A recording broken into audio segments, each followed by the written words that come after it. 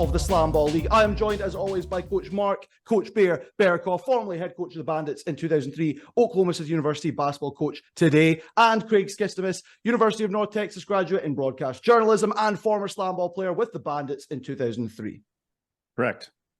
And we've got a jersey, kind of on show. The green screen's messing up a bit, but we have Rest a Bandits number one. Is that Justin Turner? Is that Turner's? That's Turner's jersey. Hey, go Bandits, man. Long live the Bandits. We had our run of 10 games and then we got vanquished. I said it preseason. I don't think I said it in any recordings, but the Bandits were a team that I wished had come back from just a logo perspective. Yeah. I like that. I like the Diablos. I kind of understand why they don't want to have the Maulers back around, just in terms of dog attack. But I think the other two you can bring back. Yeah, I always thought our logo was cool. It had bullet holes in it. It looked pretty cool. Yeah, I loved it. Westy. I mean, it's great talking about 2003 SlamBall action, but we have just finished out the regular season for summer season 6 SlamBall's first action in the US in over 15 years, which obviously means it is postseason time tonight as you're watching this at home, tomorrow as we are recording, which means we've got a lot to talk about in terms of playoffs, guys. We won't go too much into this weekend's action, but did you guys enjoy yourselves? What do you think of the last weekend of regular season SlamBall? Well, I'll tell you what. Go ahead, Coach. Do it, Skitz. Go. No, you go. Listen, I love it. I will say this. I think the game has progressed so much in such a short amount of time. I talked about this a couple of weeks ago. I said, I think the game is going to be kind of apexing right as the season is going to be ending, right? Getting right to a point. I think it's exactly what's happening. The game has improved. You've seen a number of different plays being implemented from play, watching the games on Sunday, the amount of everyone's athletic, but the amount of athleticism being displayed on the trampolines is what's intriguing. You're seeing things pulled off in games that were not pulled off the last time SlamBall was played. Guys who are doing backflips from tramp to tramp, like going from a side tramp to a bottom tramp, was just silly to see. And he missed the dunk, but it was pretty outstanding. And people not afraid to go between the legs or to more or less embarrass somebody, which I appreciate that for sure. So I think the game is much better off than it was a couple weeks ago, which is why it's such a shame it's going to be ending right now. Okay, so we've got at least 5 games of playoff action. Coach Bear, what did you think of the last weekend of regular season action? Listen, I loved it. I loved the intensity. Teams had to win or lose. The Ozone had a chance. They got knocked out by the buzzsaw. It was good physical SlamBall. I loved every second of it. I love that Hernando allowed Sandy Fletcher. I broke the news before ESPN broke the news about Sandy was going to coach the last game to get him in front of people so they could see what type of coach he is. Hard to miss in that Hawaiian shirt as well. Yeah, they looked great, didn't they? They looked great. But no, great action. Skitz is right. The players are getting better and better. The games are getting better and better. The flow is getting good. So I loved last week's action. That was regular season. We are starting with the playoffs, let's say, tonight as this is airing. The first question I want to ask you guys about the playoff structure is, how do you feel about the top 2 teams getting a bye and the bottom 2 teams getting eliminated automatically? We started with Craig when we're talking about the regular season. Coach Bear, we'll start with you. How do you feel about the bye for teams 1 and 2 and the immediate elimination for teams 7 and 8? Love the immediate elimination. Ozone and Rumble play 0 defense. The teams that made the playoffs play all good defense, so we've got that going for us. I like rewarding the Mob and the Buzzsaw for having a great season, getting that bye, getting to rest, become healthy. I know the Mob practiced yesterday. Buzzsaw took the day off. I know that is for a fact. I love the format. I love the first 2 games. I think they're going to be incredible action. I love the coaching in the games. I'm excited to see on ESPN, we get to see the semifinals and the finals. I think it's shaping up to be a really, really good ending to this season. And Craig, what do you think in terms of the buys and in terms of 2 teams getting eliminated outright? Do you think it should be all teams involved in the postseason? And how do you feel about the 1 and 2 seed getting the benefit of not having to play until Thursday? Yeah, I mean, that's a massive benefit in a game as physical as SlamBall, right? Huge. And the idea of last time the Mob will have played was Saturday, I believe. So they're going to be going on 5 days, not SlamBall, which is really a huge luxury to have. And on top of that, last time we spoke, I talked about there's, one thing that was the great equalizer in SlamBall is injuries, right?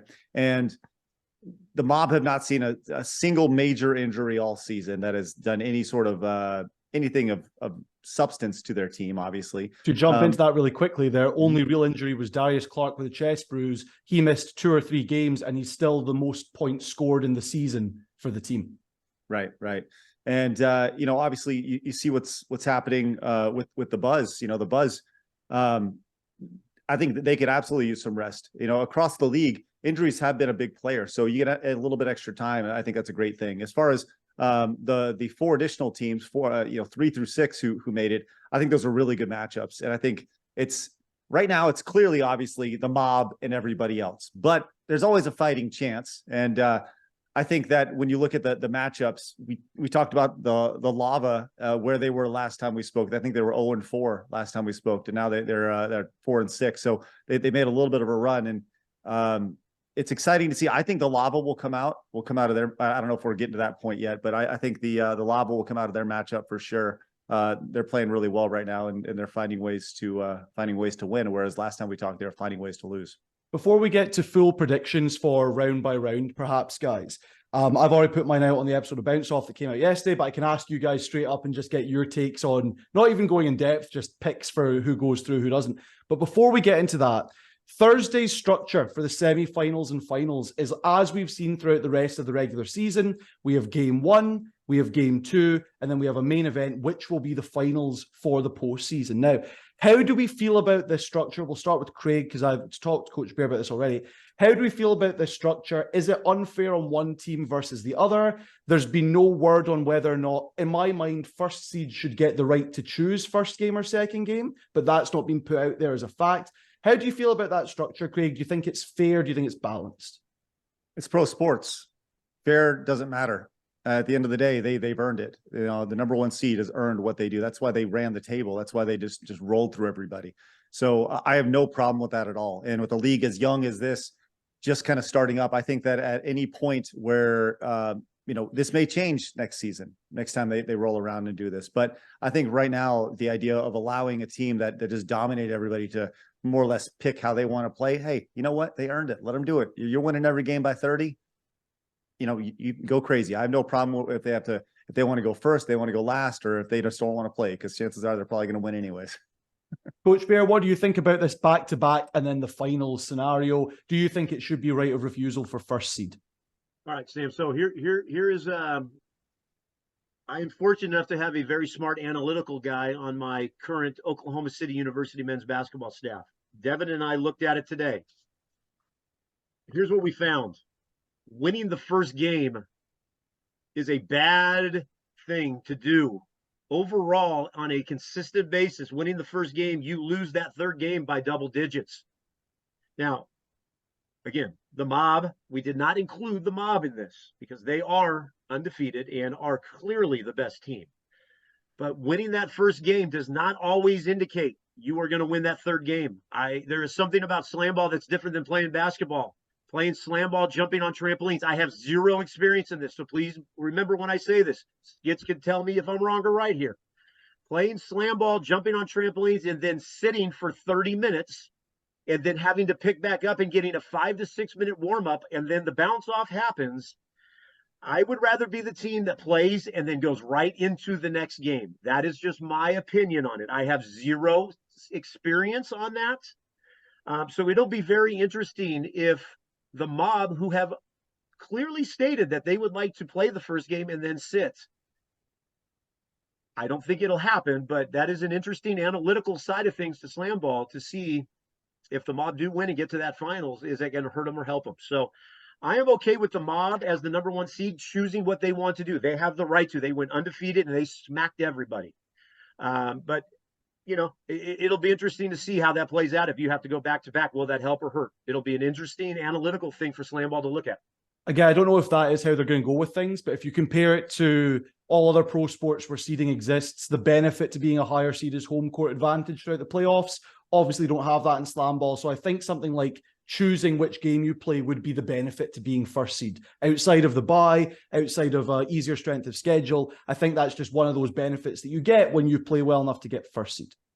Hey, coach, just heads up, man. That's awesome. That's great analytical work right there. And I'll tell you, that flies in the face of everything that I thought, because the idea of your logic of kind of stiffening up in between games, it's there, it's valid, because these games are a little bit longer than 30 minutes, 30 to 45 minutes. And I think it's the opposite of what I thought. Initially I was talking about injuries and stuff, how playing back to back in such a physical game could be a detriment, but that really flies in the face when you look at it analytically. And I'm a big numbers guy. It's pretty great numbers, coach. Good job. Guys, I'm a big numbers guy, but we were really basing this off of just one season of SlamBall. Sam, you and I have talked quite a bit, and I've been a big thing. I am over the old SlamBall now. We're in the new age of SlamBall, the way it's being played. So right now, analytically, we only have one season of data. So it's going to be for me, Skitz. It's going to be interesting, Sam, to see how this plays off in the playoffs. Most people know that follow me on Twitter. I'm a huge Dodger fan, and the Dodgers have been so dominant and have sat, and then they go into the next round of the playoffs and get beat. So it's like the mob, Skitz, you said the mob have been off since Saturday. Now, I know they practiced yesterday leading into the playoffs, which are today. Now they're still sitting. Is that going to hurt or help them? I don't know. It's going to be a fun thing to pay attention to. Is sitting and getting healthy going to help, or is playing consistently in the arena on the tramps in front of the TV? Is that going to be a benefit? I think it's going to be something to watch as we go on through this thing. The unique thing for the mob's perspective, for the mob and the buzz now, is that for them, the playoffs is going to be like playing a regular week schedule, because one played Saturday, one played Sunday. They don't play again until Thursday. That's how things have gone for the regular season. For the teams playing in the first round, they've got a game on Tuesday. They're interrupting the flow that they've gone through for the last 4 weeks. How will that affect them? And we'll talk about that now, guys. Let's just get your snapshot thoughts on each round of the playoffs, because it's only 5 games, like I say, so we can do this quickly. The first game that seems to be on the schedule is Slashers versus Griffins. Coach Bear, what's your pick for this game? And if you do want to give some quick thoughts, you're more than welcome to. But if we want to blaze through this thing, you can just give me a team. I'm going Slashers. Stan Fletcher, Kevin Stapleton, two-headed monster as the coaching staff. I'm going with them. Now, I'm a big Jelani fan. Huge Jelani fan. I just think the Slashers are playing better SlamBall right now, have a better idea of what they're wanting to do. The only thing I would say for the Griffins is that they are defensively pretty good. So it will be interesting, but I'm going Slashers here. And Craig, for you, Slashers or Griffins in the first round? It's Tony time, baby. It's Tony time, man. He's my favorite player in the league. Nothing like watching a small guy dunk on everybody. Yeah, absolutely. It's time for him to rise up metaphorically and physically and lead his team to the next round. I said that yesterday's episode of Bounce Off has my personal picks, but just for what Coach Bear said about the Griffins are a great defensive team, no update thus far on their stopper situation, but last time we checked, neither of their stoppers are healthy. I think if that maintains, they've got a really unlikely shot of getting through this first round. That's just unfortunate from them. This injuries have come at the worst time for the Griffins. The other matchup in the first round, it's Wrath talking about injuries with the 4th seeds taking on the Lava. Craig, who's your pick, Wrath versus Lava? Yeah, I think I'm going to go with the Lava for sure. Like I said, early in the season, they were finding ways to lose. They've done a really good job of kind of bouncing back the last little bit. I think Bryce has kind of come on strong in the last few days, and they've been just a better team since we saw them early on. It took them a few weeks to gel, and they're kind of peaking at the right time. Coach Bear, your thoughts, Wrath versus Lava? Josh Carlson's got it figured out. Fessy is one of my top players in the league. I think he's underrated, undervalued. I am interested to watch Darian Slade with the Wrath. I think he is not talked about enough. I think he is one of the guys from my inside sources. People are talking a lot about Darian Slade, former football player. He has figured it out. I will go with the Lava, though. Josh Carlson has seemed to get his guys to buy in. They now know how to win. And I think what doesn't get talked about enough, we are talking about how they're figuring it out offensively. Lava have figured it out defensively. And that is not talked about much. Carlson, Lava win. That is my prediction. All right, awesome. So that's first round sorted. Second round, if we're all picking the Slashers, that means they go up against the Buzzsaw in the semi-finals, most likely in the second game on Thursday. Who do we think takes that one, guys? We'll start with Coach Bear. Is it the Slashers at 3rd seed, or is it the Buzz, who will have rested up until Thursday in 2nd seed? I will go buzzsaw, but let me say this. If Scott is healthy and the buzzsaw figure out how to do it offensively, buzzsaw roll through this game. Now, it's tough because Stan is my guy. Kevin Stapleton I've coached with before. That is a very tough matchup. Again, it depends on if which buzzsaw team shows up. If it's the buzzsaw team that we have seen really good, buzzsaw win this game going away. I think this game's going to go down to the wire. I have the buzzsaw beating Stan and Kevin. Craig, buzzsaw slashers, semifinals, Thursday, second game of the night. What do you think? Here's the difference in this matchup right here. The slashers have a championship. The slashers have won. And I think that Coach Stapleton finds a way to make this work. I know he's the assistant and Shakes is the head and all that, but at the same time, my gut says the slashers take this. I don't know why. I like Coach H. By the way, Coach H on commentary this past weekend, perfect, great commentary. Just wanted to point that out. But yeah, I give me the slashers over the buzz. And then in the second semi-final match, we all agreed it's the Lava going through. They have the unenviable task of facing the Mob in their first playoff game, likely the first game of Thursday night. Craig, we ended with you. We'll start with you again. Mob or Lava? What's your pick there? What's interesting about this is Kirsch has gone off. Coach Kirsch for the Mob has said that he doesn't want to face the Lava. Well, he's going to face the Lava. And but I still think it won't matter. I think that the Mob win this game by 25 or 30 points. Coach Bear, is it that bleak for the Lava, or have they got a 5% chance? No, Skitz is wrong. Here's the thing.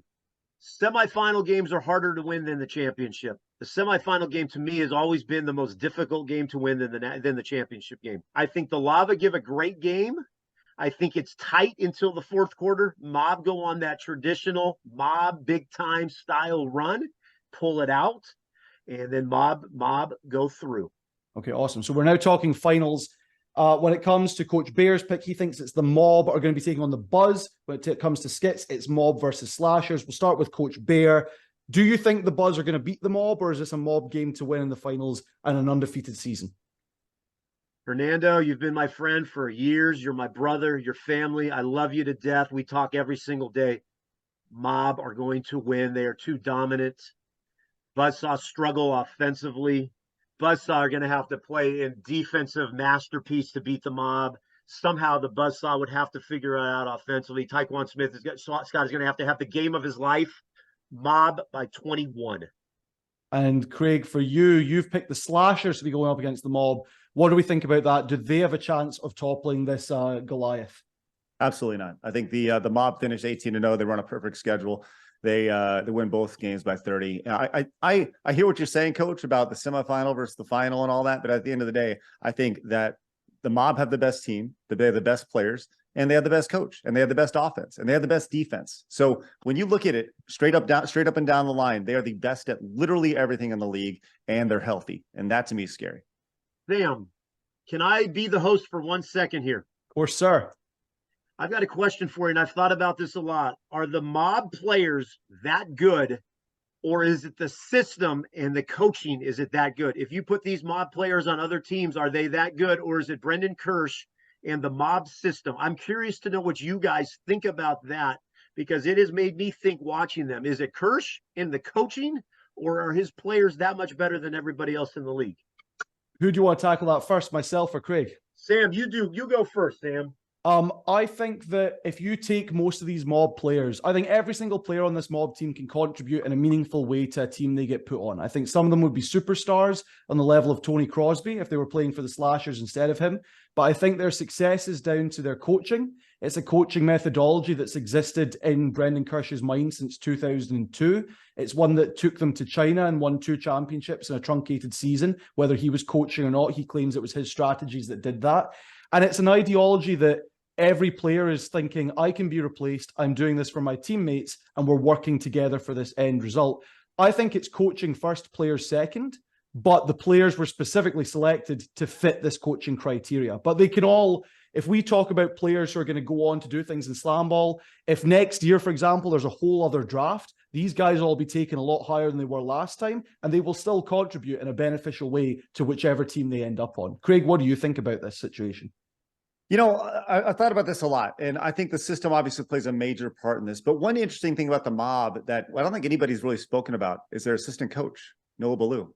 Noah was one of the best players in SlamBall 20 years ago. He was one of the best players in China when they went. Noah was a special player. And unlike the other teams where a former coach is leading it, they have a former coach as an assistant, or they have a traditional coach. And I think having him as an assistant, being able to bounce things off Coach Kirsch and say, well, this will work. This type of, we're looking for this type of player. I think that's very understated, and it hasn't really been talked about yet. I think Noah Baloo, I think the coaching staff as a whole between Baloo and Coach Kirsch have played a tremendous role in the reason why the Mob have been good. Now, once again, I agree with you in that I think several of the Mob players are going to be looked at, whether they redraft or whatever the situation is going into the offseason, as a higher value than where they would if they were just playing on a regular team.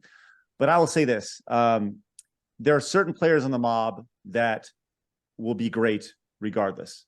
And when you do a rundown of the top players on their team, like Gage Smith is like the best player in the league, not by a little bit, but by a mile. And he would have been the best player in the league 20 years ago. But there's other reasons for that. But he's an awesome from the outside, awesome from the inside. He's a great all-around player. And whether he's on the Mob or he's on the Rumble, he's still going to be great. Awesome. So you just talked about great players there. Craig, Coach, were you going to add something to that conversation? No, I tell you, I think you guys answered my questions great, because I've thought about that a lot. And I think the Mob are just very good. I think Kirsch is one of the best coaches, if not the best coach. And I agree with both of you guys, your guys' statements. Outstanding job, guys. Very good. Thank you. Well, I'm going to take back the host hat for a moment. We talked about star players. We talked about whether guys can contribute to other teams. I asked you guys if you could to come up with some players that maybe aren't the superstar on their team, but could contribute going forward in SlamBall. Now, the reason I did that is because a couple of weeks ago, we were sat here, we were talking, and we said that the expectation for this league is that next year, 2 years' time, however long it takes, new players are going to come in with greater athleticism, with great understanding of the game, and they're going to shoot out and offset the players who have already been here.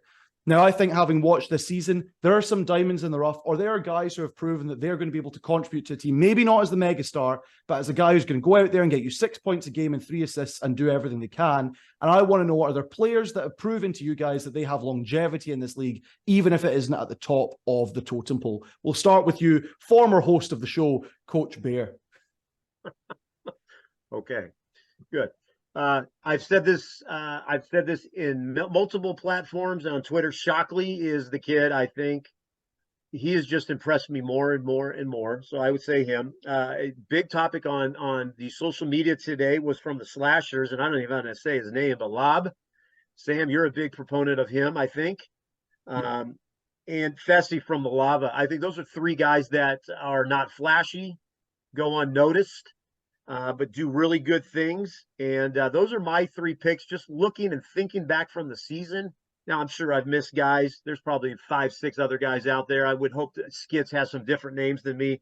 But I would say Shockley is a guy that I don't know will be a superstar, but he's a star of the league.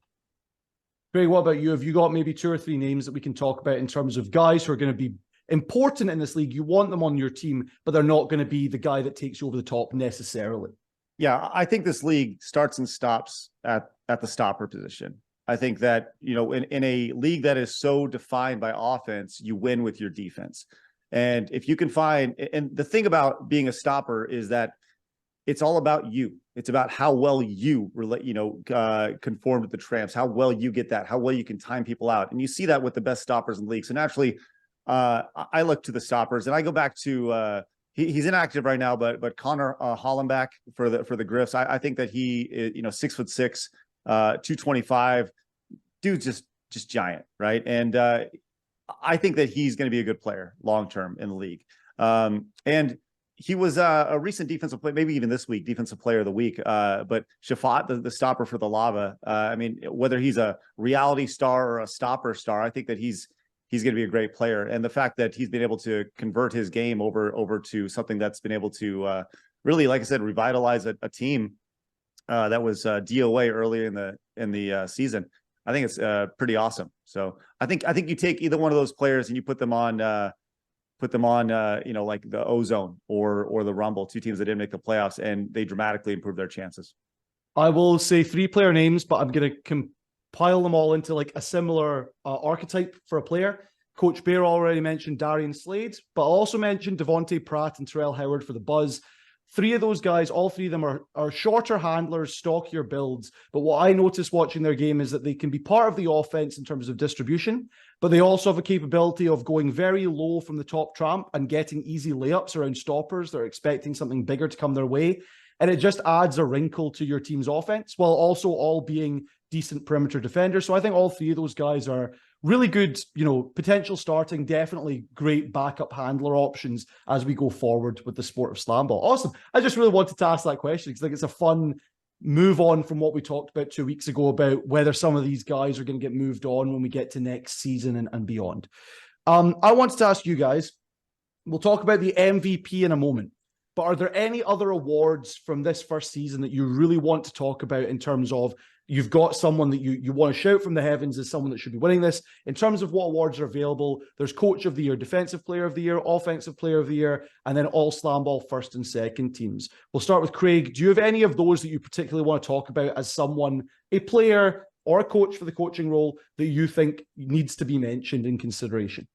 Yeah, I mentioned having I mentioned kind of the assistant coach, for the Mob, and just the idea of kind of acknowledging that. But I'll tell you what, I think the player of the year and all that, I think that's all, we all have a pretty good idea where that's going as far as coach of the year and all that. I think all that's, when you have a team that's as good as the Mob, we have a pretty good idea where that's going. One thing from a league perspective that I think I'd like to see better clarified going into next season is it has nothing to do with the awards, so I'm going to divert here a little bit. But I want a better understanding of I know that an LBR is a loose ball recovered, right? But in an NBA game or a basketball game, you see a rebound, right? I feel like with an LBR, it's just like, well, the ball got past. Like, what exactly is an LBR? Yes, it is a loose ball recovered. That, or just do away with the stat. I feel like I don't really like the stat as a whole. It doesn't really do a whole lot for me. It doesn't. For me, you can get an LBR by just being in the right place at the right time, but I suppose you can get a rebound being in the right place at the right time. I don't know. Just my general thoughts on it. So that's where my mind went, which is nowhere to where you asked the question. but as a point to people like myself who are talking on Twitter and using LBRs per game as a significant stat, to you, that's one of those, well, how important is it if we don't really know how it's quantified? Right. And so if I'm a stopper, I get a stop. Does that a stop or is that an LBR? Let's say I get a stop, the ball comes off, bounces off to the side, and I get it off the glass. Do I get a stop and an LBR? Like, how does that work? Right. I just want a little more clarity as to what that looks like. Okay. I think based on the fact that the majority of the high LBR per game guys we're seeing are stoppers, I think a lot of it comes from availability. But like you say, rebounds are for the centers and power forwards in basketball. So stoppers are getting a lot of the LBRs. Back to the conversation of awards for the end of the year. Coach Bear, have you got anything that you want to hit on outside of MVP, which I think we'll talk about in a moment? Well, Skitz wants to talk LBR. I love it. So there's the opposition. I am not a fan of the hits. What constitutes a hit? Is it a touch? Whatever. So, okay. So we'll move on from that. Obviously, I think we know who the coach of the year is, but let's talk about 2 guys that aren't being talked about that. Josh Carlson from the Lava, I think, did an outstanding job getting his team to figure out the concepts and ideas of what he wanted to accomplish to get them going right. And then Hernando Planell's 1-9 in preseason, left for dead in the preseason, doesn't have his second round pick, is using a guy that was delivering Amazon the week before, played him in a game. So I think those 2 coaches deserve to be talked about for coach of the year. But the Mob have dominated so much. We know who the coach of the year is going to be there. But I think Josh and Hernando have done an outstanding job as the coach of the year. But yeah, I think all the coaches did a good job. You saw improvement from all the teams, even the teams that did not make the playoffs. You saw them trying to do different things. So I don't want to leave any of those guys out, but definitely Josh Carlson and Hernando, I think you need to talk about, did a great job with their groups. Skitz, what's up? Yeah, let me talk a little about Josh Carlson really quick. So Josh is a guy whose game was not spectacular in SlamBall at all. When you think of like flashy players, Josh Carlson did not come to mind. I mean, he made like, I can remember maybe like 3 dunks in his career, and they were not on anybody. They were always just like little drop-ins, right? Or off a backside lob. Josh Carlson was a dependable player. The most impressive thing about what Josh has done with his team is that he never coached anything before this. The most he'd coached, by his own admission, was a 5th and 6th grade girls basketball team, right? And for him to come in and deal with people who and deal with players who have egos, who aren't going to look at you like, you know, like a 5th and 6th grade girl would, who's looking up to you, like you're dealing with peers at that point. And the fact that he was able to step in and implement a strategy and not be seen as hunky dory or rah, I think it's actually really commendable. You know, you're dealing with like Coach H has been a coach his entire professional career, you know, and for Carlson, for Josh to step in, I think that's really admirable and says a lot about him. I think a lot of what we'll talk about is that with this being the first season and how well it's gone for the Mob, things and how they're going to be quantified for this first full season are going to be totally different from how they're quantified later down the line. We're about to talk about MVP. The almost unanimous decision for MVP is that it's going to be Gage Smith of the Mob. And most people will say he's also Defensive Player of the Year. I think that in your first season, you can't give one guy 2 awards. You need to spread it out and let fans see more faces and grow the league a little bit more. I also think that if this wasn't a season where one team had gone 16-0, if you have a coach like Josh Carlson, who's brought his team back from the brink of being called the worst team in SlamBall to all of a sudden, this might be the team that gives the Mob the toughest run for their money in the playoffs, that's a guy who does get more consideration for Coach of the Year. It just doesn't happen in a season where it's the first one and one team is stormed to 16-0 winning record. Go ahead. Go ahead. Sure. So the idea of not rewarding Smith because he's that good, I'm not into that. I've never been into that. Well, he can't win that. He's already won 2 awards. It's like, why? He was the best, right?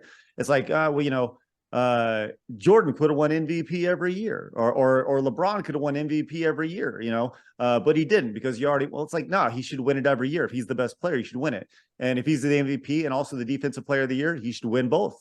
I don't see that as spreading awards out. I see that as building your best player in your league and putting him out there and marketing him. This is the best player in the league, best stopper in the league. He's the best defender. Like I think that just adds to his marketability.